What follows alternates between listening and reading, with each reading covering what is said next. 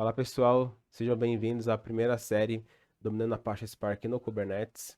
Nesse primeiro vídeo aqui, a gente vai estar falando um pouquinho ali, relembrando a arquitetura do Spark, quais são os componentes principais, e vamos decorrer da série entrando mais no detalhe de como que a gente consegue garantir um ambiente de alta disponibilidade com Spark e Kubernetes, tá bom? Então, para a gente começar, eu trouxe um desenho aqui que está na documentação do Spark, só para a gente relembrar quais os componentes principais que a gente tem que ter em mente. Então aqui a gente tem o driver, que é o responsável ali por orquestrar, né, coordenar as execuções de um job Spark, e a gente tem os executors que são responsáveis por de fato executar, né, realizar a operação que a gente precisa daquele job. Então o driver é o cabeça e aqui a gente tem os executors ali fazendo todo o trabalho de execução. E no meio, a gente tem um outro componente bastante importante, que é o Cluster Manager. O Cluster Manager ele vai estar auxiliando o driver nessa coordenação, né? Mas o Cluster Manager ele tem um papel muito importante que é gerenciar recurso, né? Então ele vai estar ali apoiando o driver para dizer qual máquina tem determinado recurso, que já está disponível para executar um próximo job. Então ele vai estar muito ligado aqui ao driver para poder dizer qual executor pode executar determinada tarefa, tá bom? Então, de maneira bem simples, essa é o papel do Cluster Manager. E aí, quais são os tipos de Cluster Manager que a gente tem no mercado? A gente tem o Standalone. O Standalone é um Cluster Manager nativo do Spark, que já vem, né, nativo do Spark mesmo. O Mesos, Yarn. O Yarn, ele é o mais conhecido e é bastante utilizado no mercado. Mas a gente também tem o Kubernetes, que é o objetivo dessa série, que a gente vai estar falando de como utilizar o Kubernetes para rodar jobs Spark, tá? Então, vai ser muito focado em utilizar o Kubernetes como um Cluster Manager para aplicações de Spark. E aí, quais são as vantagens do Kubernetes, tá? De trabalhar ali com uma abordagem já de utilizando uma stack Kubernetes. A gente começa ali sendo totalmente agnóstico à cloud. Então, a partir do momento que você consegue ali trabalhar com suas aplicações, e aqui não só Spark, tá? Mas aplicações de microserviço, outros tipos de códigos que vocês tiverem, sendo deployadas no Kubernetes, vocês começam a ali atingir um nível bem legal de ser agnóstico à cloud. Tá? Então, dependente da nuvem que vocês tiverem, a aplicação vai funcionar. Além disso, você consegue trabalhar com o uso de containers. Então, você já tem ali uma forma totalmente isolada da sua aplicação ao estar usando essa abordagem, tá bom?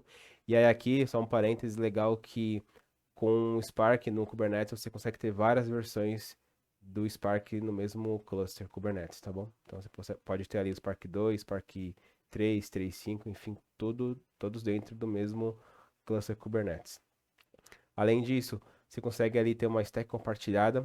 Geralmente o Kubernetes ele é utilizado muito para aplicações de microserviço.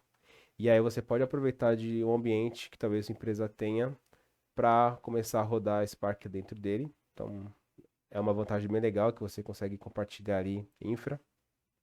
Além disso, o Kubernetes fornece ali integração com outras ferramentas, então ferramentas de observabilidade, logs, trace, custos. Então você tem uma infinidade de ferramentas que te auxiliam na integração com o Kubernetes. E além disso, você também começa a trabalhar ali com GitOps, que aí é todo o fluxo ali de automação de entrega, de deploy. Então você consegue ter uma abordagem bem legal e automatizada das suas aplicações que vão para o Kubernetes, tá bom? E aí, entrando mais no detalhe, a AWS, ela desenvolveu um blog aqui, né? E onde ela fez um benchmark testando a performance do Yarn com o Kubernetes para Cluster Manager. E aí aqui a gente pode ver nos gráficos que o Kubernetes em azul ele se saiu melhor é, nesses testes, nesses benchmarks. A diferença é bem pequena, tá bom? Mas a gente pode dizer assim que o Yarn e o Kubernetes você não tem nenhuma desvantagem assim, você não perde nenhuma performance por estar utilizando o Kubernetes ao invés do Yarn, tá bom? E aí aqui, nesse primeiro gráfico a gente consegue entender que de queries que demandam ali bastante shuffle de rede, você consegue ver aqui o comparativo de quanto tempo que elas duraram, tá? Entre Yarn e Kubernetes. A mesma coisa, queries que demandam ali uso de CPU, então você consegue comparar aqui. E a mesma coisa do input-output, tá? Leitura e escrita. Então, queries que demandam bastante leitura escrita e a performance entre rodar no Kubernetes e no Yarn. Então, você vê que a performance basicamente é a mesma. E além disso, um outro gráfico aqui que a AWS também desenvolveu ali, que foi rodando 100 queries. Cada query também demandava ali uma operação específica do Spark. Então, shuffle, uso de CPU, bastante uso de memória.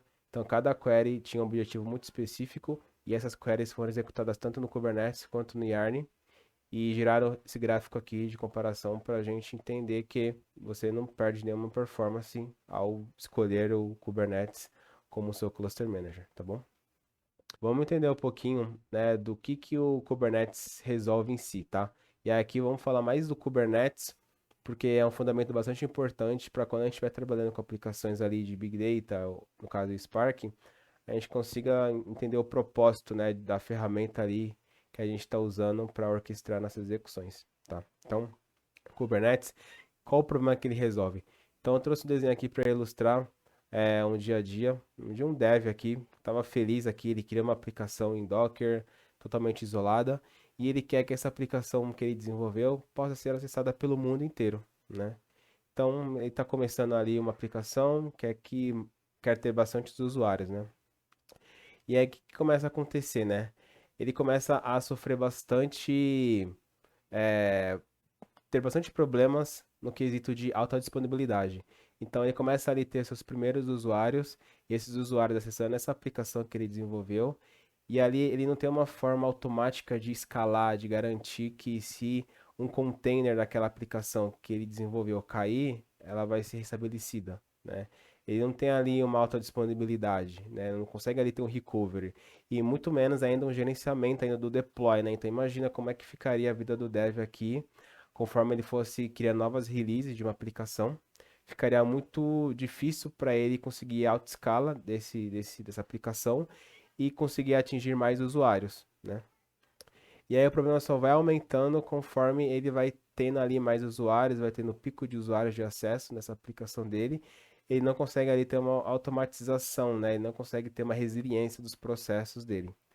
E aí entra basicamente a figura do Kubernetes, tá? Então, qual que é a definição que a gente pode ter do Kubernetes? O Kubernetes, ele é um gerenciador de container e ele foi criado pela Google em Golang. E o objetivo dele é garantir alta disponibilidade e escalabilidade das suas aplicações, tá? Então, como eu falei ali na vida do dev, o Kubernetes aqui entraria bastante como uma mão na roda para auxiliar o dev na questão de garantir resiliência e alta disponibilidade do dado dele, tá? Da aplicação, na verdade, tá bom? Então, além disso também, ele te facilita muito na questão de gerenciamento de deploys. Então, você consegue, por exemplo, imagina que você comece a criar várias releases, e aí você consegue disponibilizar releases para alguns tipos de usuários, consegue fazer rollback. Então, todo o controle ali de deploy, Kubernetes te facilita para você estar fazendo esse gerenciamento, tá bom? E aí, qual as formas que a gente tem ali de ambiente Kubernetes? A gente pode ter um Kubernetes local, né? Então, usando o Kind, o K3S ou o Minikube. Aqui a gente vai utilizar o Kind, tá? Para começar ali nosso ambiente local. E nas clouds, a gente vai ver. Então, nessa série aqui, a gente vai ver mais o EKS, tá? Então, a gente vai começar com o Kind, mas depois a gente vai para o EKS e ver como que a gente tem um ambiente de alta disponibilidade executando o Spark no Kubernetes, tá bom? Então essas são as formas que a gente pode estar utilizando o Kubernetes e em todas o Spark vai rodar, tá bom? Então, embora você esteja ali no EKS, você pode se aproveitar do conteúdo aqui para subir uma infra do Spark ali, ou se você está na Google, você pode também se beneficiar desse conhecimento aqui para estar subindo uma infra lá dentro do Google também, tá bom? Então, eu trouxe aqui a arquitetura do Kubernetes, que vai ser bastante importante a gente entender, pelo menos o básico para estar trabalhando com o Spark, tá bom? Então, o componente-chave que a gente tem ali na arquitetura do Kubernetes, a gente tem o control plane, tá? No control plane a gente tem alguns componentes bastante importantes, e geralmente no control plane, quando a gente pensa ali em ambiente gerenciado, tá? Um cluster Kubernetes gerenciado, o control plane fica, digamos assim, do lado da cloud provider, tá? Então, a cloud provider que toma conta do control plane. tá bom? Porque são componentes bastante importantes ali para a execução e ciclo de vida das aplicações dentro do Kubernetes.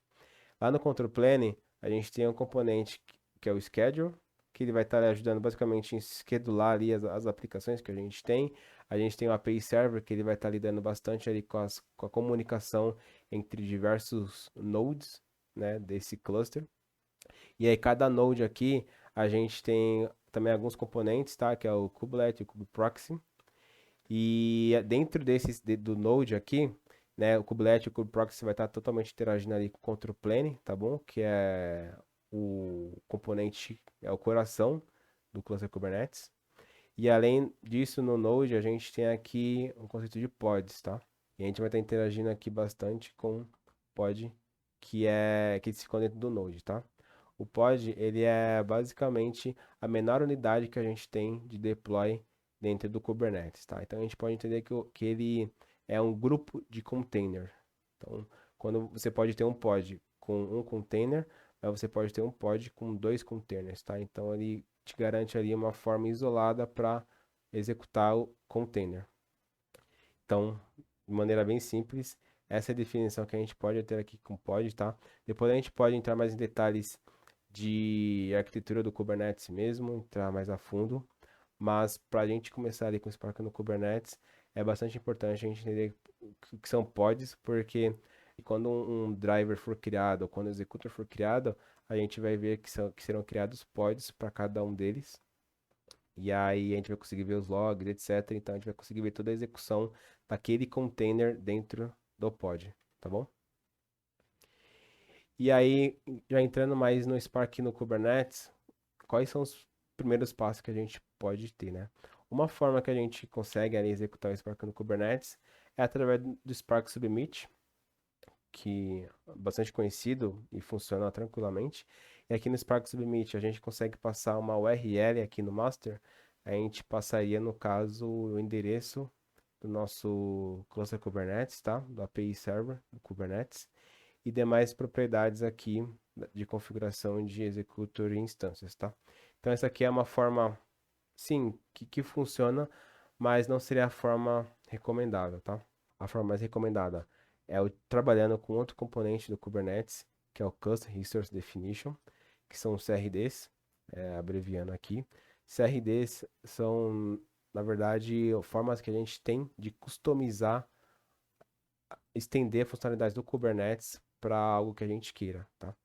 Então, o Kubernetes já te fornece ali bastante serviços, bastante componentes que você pode estender esses componentes e customizá-lo para um comportamento que você quer. Então, basicamente, os CRDs te permitem isso. Então, você estende a API do Kubernetes e adiciona uma customização em cima disso. E para facilitar a nossa vida, a Google, ela criou um CRD chamado Spark on Call to S Operator. Então, já tem desenvolvido esse CRD para a gente. E esse, como eu comentei, esse CRD foi criado pela Google, escrito em Golang e disponibilizado open source para a comunidade. E a gente vai estar utilizando esse CRD, a gente vai instalar esse CRD para poder estar executando o Spark mais simples, tá? E a maneira melhor e recomendável para que a gente consiga trabalhar com aplicações Spark no Kubernetes, tá bom? E aí, como que funciona, né? O que a gente vai acabar desenvolvendo, tá? E aí aqui é particularidade bastante do operator, tá? Do Kubernetes, do Spark on Kubernetes Operator, que basicamente a gente tem um arquivo YAML, na verdade um arquivo Py. Nesse arquivo Py é um arquivo PySpark, que a gente já está acostumado a trabalhar com ele. É o arquivo onde a gente vai estar fazendo processamento, né? Criando toda a lógica ali de negócio dentro desse arquivo PySpark.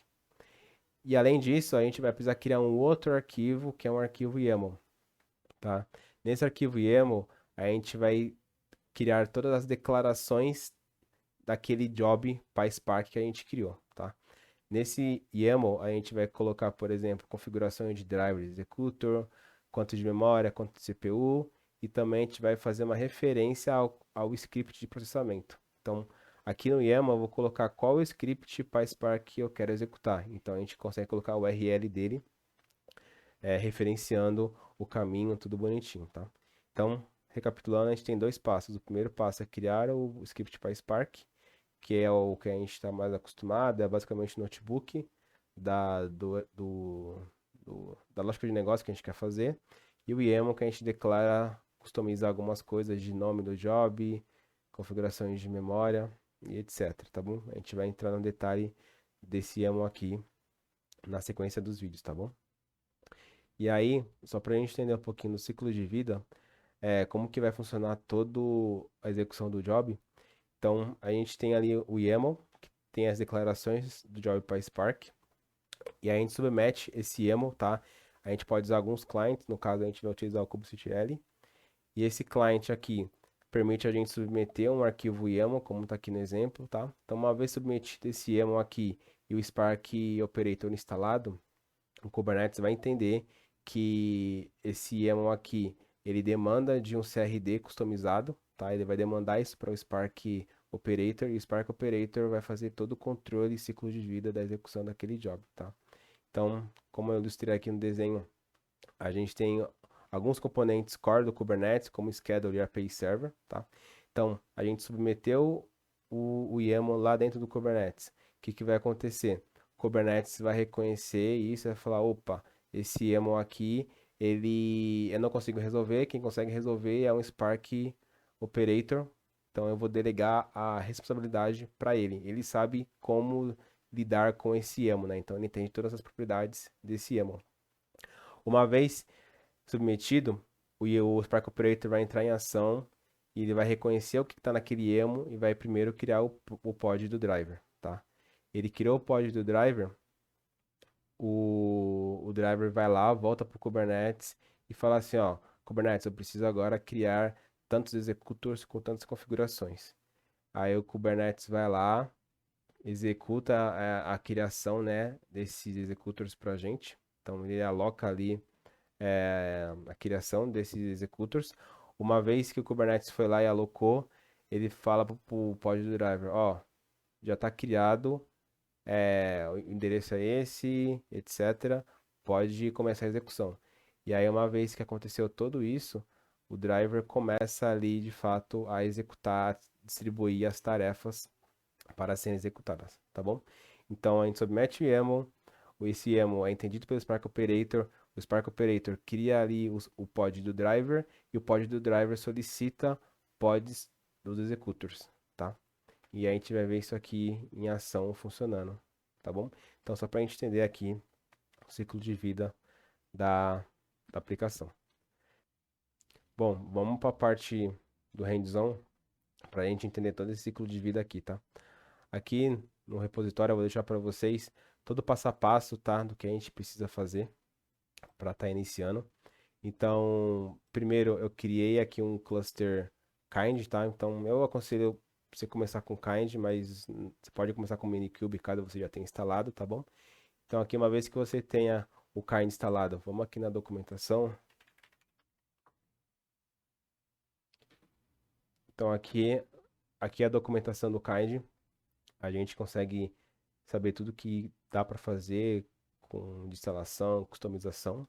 Então, basicamente, aqui no Quick Start, a gente tem a forma de instalar, tá bom? Então, dependendo do seu sistema operacional, é só seguir o passo a passo e instalar o Kind. Uma vez o Kind instalado, a gente consegue já criar um cluster, tá? Simular um cluster. E aí, aqui eu deixei um arquivo proprietário aqui do Kind que diz que a gente vai criar um control plane e dois workers, tá bom? Então já tem um ambiente aqui local já um pouquinho aí com um ambiente emulado já simulando um cluster mesmo, tá? E aí, para a gente estar criando esse cluster, como que a gente faz? Eu deixei aqui um passo a passo também no README, que vai estar no link abaixo da descrição do repositório, tá bom? Então, basicamente, é o kind create cluster, --config cluster.yaml, tá? Então, essa aqui é a forma que a gente tem para criar nosso cluster. É só digitar esse comando e aí ele vai começar a preparar toda a criação do cluster para a gente. Bacana, o cluster foi criado e a gente pode conferir executando o Docker PS, tá? Então o Kind, ele utiliza o Docker, tá? Eu não comentei, mas um pré-req para você utilizar o Kind é ter o Docker instalado, Então, com isso a gente consegue ali ter um ambiente do Kubernetes utilizando um Docker. Então aqui já consegue ver que tem três containers, né? Um do control plane e dois do worker, como a gente pediu. Próximo passo é a gente adicionar o Spark Operator, tá? O Helm do Spark Operator. O Helm, ele é um gerenciador de pacotes do Kubernetes, tá? Então aqui a gente está dizendo que eu estou indo lá no repositório ali do Spark Operator, lá da Google, e estou adicionando esse pacote aqui no meu ambiente local. Então, basicamente, eu estou dizendo essa configuração. Então, é só copiar e colar. E ele vai falar, ó, no meu caso aqui já estava adicionado, tá? Mas no caso de vocês, aí ele vai falar que instalou, que adicionou com sucesso. Próximo passo é a gente criar um namespace. Nesse namespace, eu estou seguindo até uma prática legal que é a gente ter aplicações isoladas por namespace. Então a gente vai conseguir customizar bastante de uma forma que todos os jobs Spark fiquem concentrados em um namespace específico, totalmente isolado de outro namespace, tá? Então vamos executar essa linha aqui.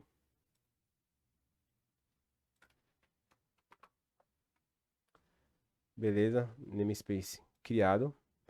Próximo passo é instalar o Spark Operator.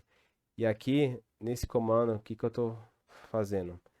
Eu estou passando um arquivo velas.yaml. Esse arquivo.yaml eu estou customizando a instalação, tá? Você também consegue fazer isso ao instalar alguma coisa no Kubernetes utilizando o Helm. Então você basicamente passa o velas aqui.yaml, que está aqui no repositório. E aí eu estou falando, ó, eu vou instalar esse operador no namespace Spark Operator, tá? E caso não exista esse namespace Spark Operator, ele vai lá e cria, tá?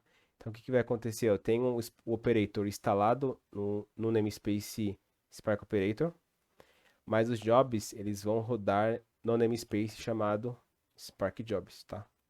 Então, eu estou trabalhando totalmente isolado uma coisa da outra.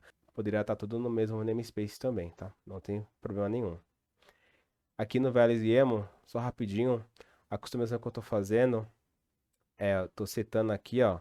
Eu quero que ele olhe para o namespace Spark Jobs. Então, todo YAML que for aplicado nesse namespace, ele será entendido pelo Spark Operator.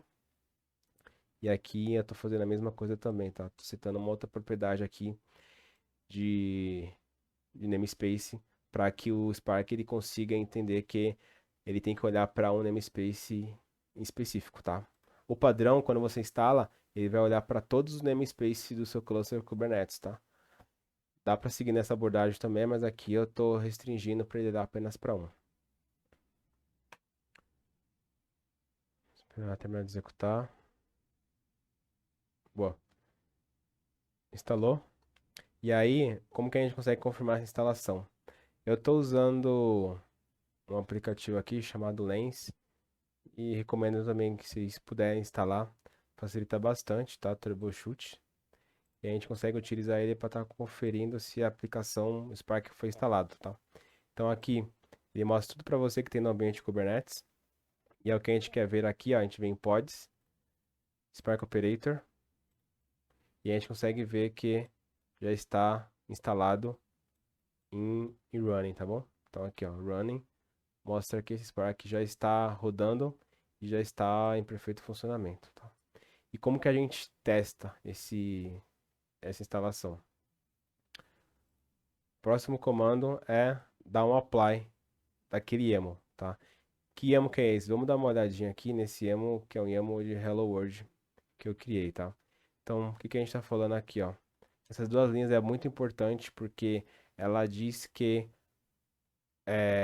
com base na API version e no kind, mais especificamente o kind, a gente vai estar falando que ele é um CRD, tá? O Kubernetes vai entender que isso aqui, esse kind é um CRD, que esse CRD será entendido ali pelo Spark Operator que a gente instalou, tá? Então aqui a gente coloca aqui a API, a versão da API do Spark Operator e o kind, tá? Então com base nessas duas linhas aqui, a gente está falando, está se comunicando ali com o Spark Operator. E a partir disso, a gente consegue definir aqui algumas especificidades do job, tá? Então, eu posso colocar aqui, ó, o nome do meu job, tá? Então, aqui eu tô chamando, eu vou executar um job de que exibe o valor de pi, assim, já bem simples, que já vem na imagem do Spark. Então, tô passando o nome da imagem aqui. Tô falando qual namespace que eu vou executar, tá? Qual namespace esse job aqui será aplicado. E com base nisso, eu defino outras propriedades do job. Então, no caso aqui, eu defino a aplicação que eu vou estar executando. Então, essa aplicação aqui, esse jar, eu estou executando ele, é um jar que está dentro da imagem do Spark, que está especificada aqui, tá vendo? Então, eu estou usando uma imagem lá do Docker Hub mesmo, da Apache, do PySpark. Então, nessa imagem aqui, eu estou buscando esse arquivo aqui, um jar, para poder executar, tá bom? E aí, além disso, eu consigo passar uma propriedade aqui da regra, né? Se eu vou fazer o download sempre ou só se a imagem não estiver presente no cluster. E aí aqui eu coloquei só baixa a imagem, essa imagem aqui, se ela não estiver presente no cluster. E aí aqui eu consigo passar outras propriedades aqui do Kubernetes, a gente pode entrar a fundo, tá bom? Nesses detalhes aqui de volumes. Conforme a gente vai avançando na série, a gente vai entrando mais em profundidade nessas configurações aqui, como que elas funcionam. Mas o que é importante para a gente executar esse Hello World é esses dois componentes aqui, tá? Esses dois blocos. O primeiro é do driver, que a gente coloca aqui a quantidade de cores que a gente quer para o driver. E aí consegue colocar até a memória, limite de core, etc. Isso aqui você pode deixar como default, tá bom? Como service account, que é a permissão que a gente vai ter para executar no Kubernetes. De executor, a gente consegue dizer aqui também, tá? Quantidade de cores do executor, quantos executors eu vou querer e a memória de cada executor, tá bom?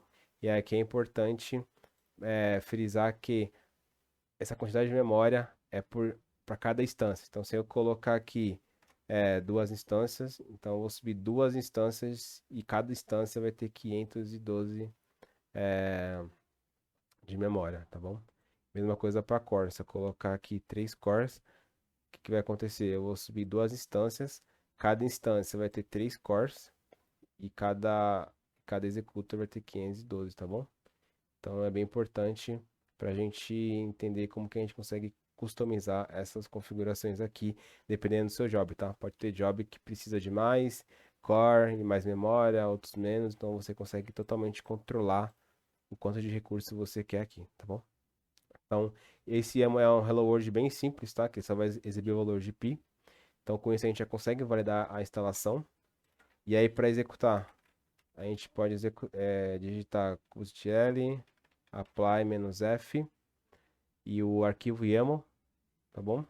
Quando a gente executa, ele fala, ó, foi criado, e a gente consegue validar ali no Lens, tá? Então vem aqui no namespace, Spark Jobs, e ele vai mostrar aqui pra gente, ó, que o driver tá pendente, né? E tá sendo criado, tá?